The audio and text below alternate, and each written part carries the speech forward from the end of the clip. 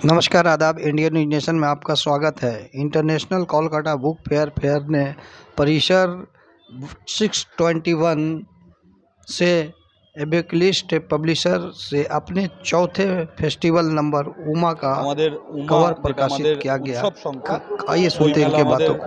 উৎসব আর কি, বইপ্রেমীদের, লেখকদের, পাঠকদের।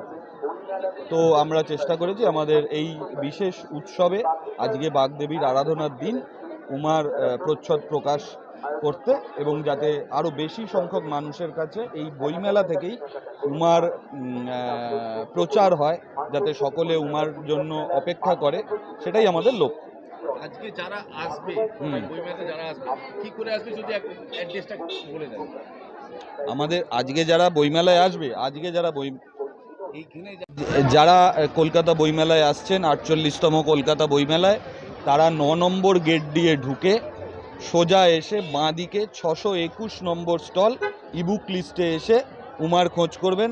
বিগত বছরের যে সামান্য কিছু সংখ্যা আমাদের পড়ে আছে উমার, সেগুলো পাবেন। এছাড়া আমাদের যে ইবুক লিস্টের অন্যান্য বিভিন্ন বই রয়েছে, সেগুলোও তারা উল্টে পাল্টে দেখতে পারবে। সব স্টলের থেকে দেখছি আপনাদের স্টল প্রচণ্ড ভিড়, প্রচুর লোকজন, কি বলবেন সেই নিয়ে? সেটা লোকজনের ভালোবাসা, লোকজন ইবুক লিস্টের বই পছন্দ করছেন, এই আর কি। আপনার পুরো নাম? আমার নাম অনির্বাণ ভট্টাচার্য।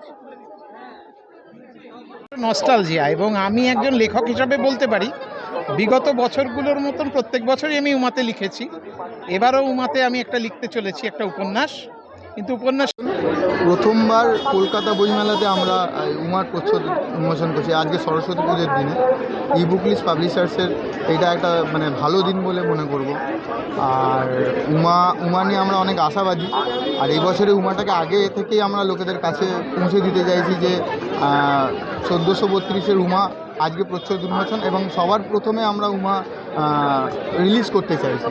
এটা তো প্রত্যেক বছরই হয়, এবছরটা আর একটু আগে সূচনা করলাম।